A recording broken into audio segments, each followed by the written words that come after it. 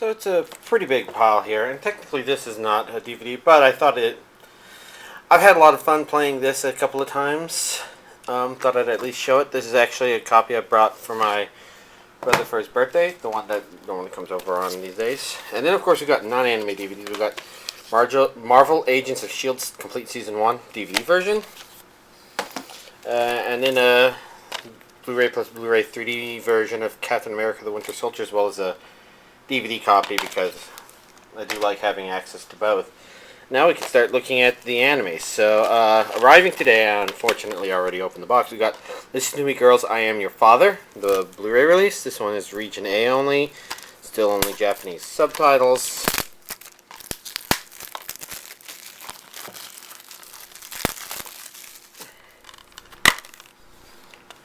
This, of course, has been released here on DVD already. So this is just one of Sentai's catching up releases, essentially. Then we've got Tamako Market, which is actually, it has an English dub. So I'm a bit surprised it's DVD only. But I guess maybe they're experimenting. I didn't see any Blu-ray listings. Plastic's doing that thing again. Okay, where's my little thing that I use to open these? There it is.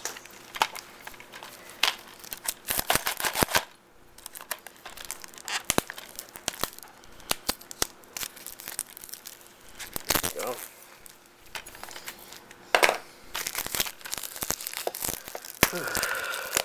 Let's see.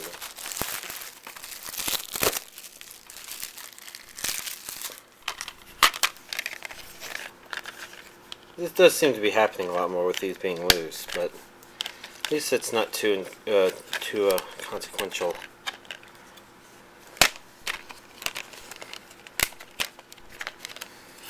So I don't know if the same character designer for K-On! Has been around or what, but I definitely knew this one looked very K-On!-esque. Guess it'll take some watching to know much about it. Then from last week we have Lad, which this is the complete series Blu-ray DVD combo pack, which I mentioned was going to arrive late, but it's not too big of a deal. I had plenty of stuff to watch, so it's not like I specifically needed this. So I guess this gets tossed, and we only have to worry about the contents. This is the DVD Blu-ray case.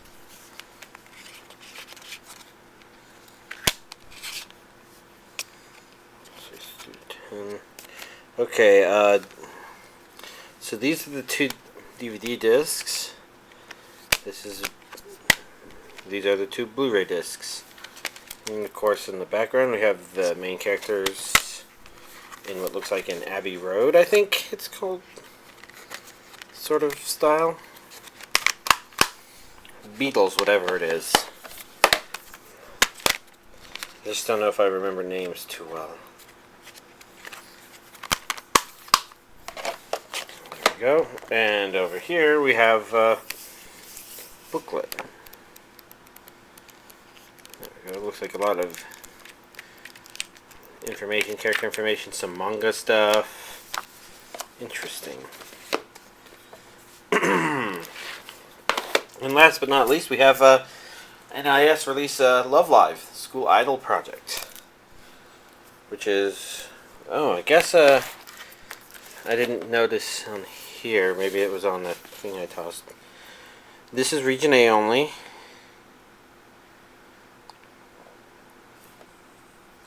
English, Japanese, stereo audio. English dub outtakes, okay.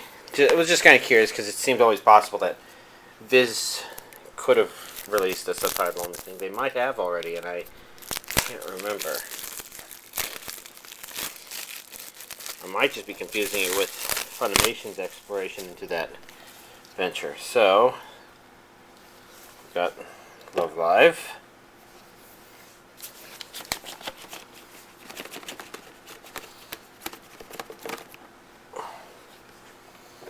So, I think I generally reorganize these to my own specifications, but let's see. because like I'm turning it around so that the DVDs are on the top, I guess. Got an advertisement packet. This has a card of some sort in it. Love Live trading card, something or the other.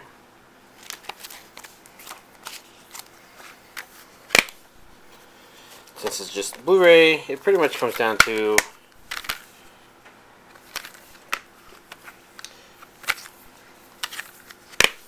two simple discs.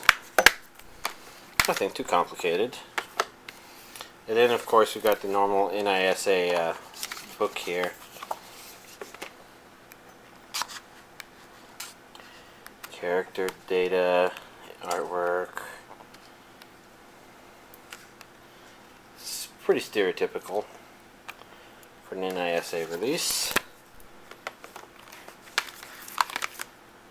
This release does seem more colorful somehow. I'm wondering if it's because it's been a while since I've gotten one, or if Love Live is just a bit more colorful in general.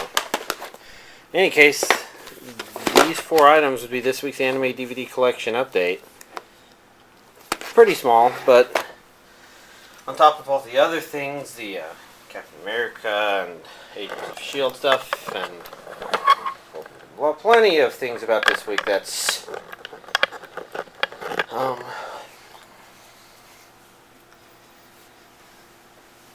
okay. And so let's see. I guess ultimately I've only watched 2 things. That would be I finished up Kimoza. Is that its name? Whatever I was talking about last week, and I thought I got a bit more into the groove of it as I continued watching it. It's, again, still definitely not my thing, but not bad by any stretch of the imagination. Just, it is what it is.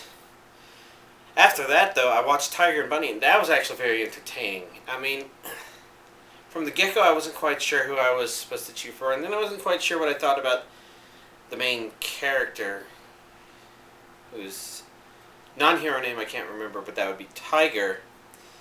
But as it went on, I mean, even if I wasn't sure what to think about him, I really did like the things that were going on around him, i.e. in the world itself, and I actually thought he was a very fun character. I mean, he was the kind of person you cheer for because his heart always seemed to be in the right place.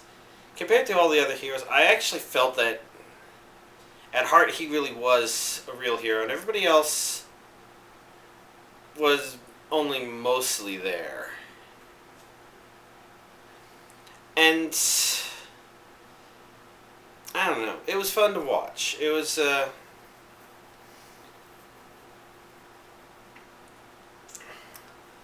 I guess I'm having trouble thinking of what to talk about because I keep thinking of too many potentially spoiler things I could say.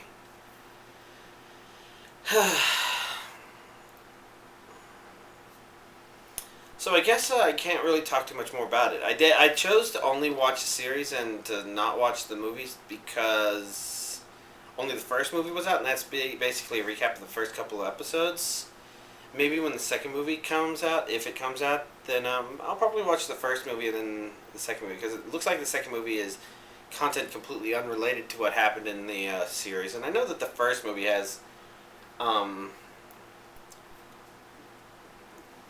new animation to it somehow in it, but it still feels like I don't need to push myself that way when I've got a lot of other interesting things I want to look at. I mean, even from this week's stuff, I guess I don't feel a pressing need to rewatch Listen to Me Girls, I'm Your Father, but all 3 of the other things have piqued my curiosity, and I still got a pile of things that I haven't gotten through yet.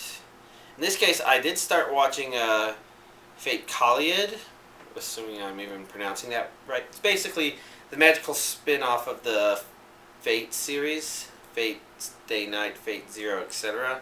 Although more Fate Stay Night than anything else, as far as I can tell, at least 2 episodes in. And I'm not entirely sure what to think about it. It's not been bad. It's definitely a very a very Fate implementation of a magical girl concept. And it's something where I kind of want to see where it goes from here, because I don't think I've gotten anything to latch onto to make me really excited for it, but I'm at least curious, and I want to see what's going to happen. And that might actually describe my interaction with a lot of the Fate series. Maybe one of my complaints with Fate Zero, which was that, I was curious, but I felt like the series itself didn't really want to make progress, I guess, but wanted to make it seem like there would be some when there wasn't. And I don't know how that general feeling, what to make of that in relation to this, other than it could be just the way they present it as not 100% in sync with what I want to see and what I watch. I don't know. We'll have to see what I think as I watch more. So, that aside, I think last week I mentioned that, this is regarding Kickstarter anime. I mentioned that the Santa Company Kickstarter seemed like it was moving along because they were asking for credit information. And today was the due date for changing that, if I wanted to change that, and they sent out a second email. So that it's still the sort of thing where they are making progress very quietly, but going forward steady. And then, of course, there's Under the Dog, which, if you have already heard of it, you probably already know that the Kickstarter was completely funded. It didn't reach any of its stretch goals, but the second stretch goal was far, far higher than anything else out there that's been funded under the animation film category, at least. I think Under the Dog, even with what it did get, was still top dog. But nevertheless, it got its funding, and I think it got a little extra on there. Not enough to get the prequel episode, so there's only the one episode. But it's the sort of thing where it's nice to know that if they underestimated how much budget they needed, it doesn't seem likely, because it seems like they really know what they're doing. A lot of them have worked on so many other projects that they seem to have a pretty good idea of how long it takes to get certain things done and what a lot of the overhead costs are. So they seem to know their shit. And their estimate for when they get it, maybe it slips. Slips happen, but their budget was probably just about right. And now they've got some wiggle room in case, just in case, which I think is probably preferable than tackling on a second episode, which could stretch things a bit. I don't know. But I think it'll be sometime next year when that's done, so there's no rush. I guess that's about everything for this week's anime DVD collection update. I guess by next week I will have ordered October stuff, and I'm definitely looking forward to... Well, I guess I don't know what's coming out in October, per se, but I was thinking of video game stuff. The new Super Smash Bros. 3DS version comes out early in the month. I am actually kind of looking forward to Bayonetta 2, if only because that release also comes with Bayonetta 1. I've never played it before, but I think that is a really fair release and actually piques my curiosity about the series. I know I could probably go online and look at complaints or reviews or whatever, but this gives me a chance to, I guess, explore for myself, see what they do with it. And I guess if you're curious about Hyrule Warriors, I did pre-order that. I was a bit hesitant about that because I've never been a big Dynasty Warriors fan, and Hyrule Warriors I could tell would be more Dynasty Warriors-esque. Even if I was curious how much Zelda elements they might put in that. But ultimately what swayed me is that it's a two-player game, and like I mentioned with One Night Ultimate Werewolf, I played that a bit, and it made me think it's probably a good idea to get a couple of these multiplayer games. Hyrule Warriors only supports 2 players, which is pretty standard for Dynasty Warrior, at least the Dynasty Warrior games I ever saw. But it's still 2 people nonetheless, and Who knows? Maybe if I try and unlock everything for everybody, then I'll get into the game or something. I don't know. It's kind of similar to Mario Kart in that regard. But honestly, One Night Ultimate Werewolf has been much more fun. And that's not a video game. That's a nice little card game. We were playing a slightly modified version because my brother doesn't actually have the actual card. He has the app and he can play with the app. But I think he was repurposing some other game, maybe Ultimate Werewolf, and writing on some of the cards to create some positions that are in One Night Ultimate Werewolf, but not Ultimate Werewolf. And I think we also modified One Night Ultimate Werewolf just a little bit such that we were able to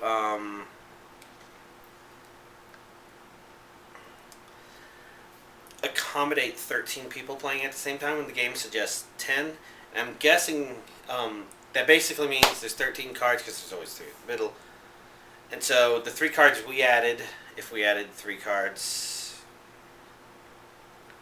were pretty much just generic villagers, but we gave them specific role names so that you could still play by the One Night rules of One Night Ultimate Werewolf.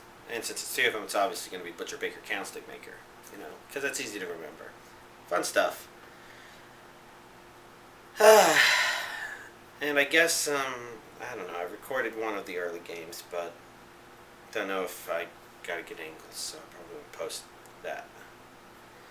No, instead, I guess I should probably just end this anime DVD collection update since I am reaching the point where I'm babbling a little bit, so y'all have a nice evening.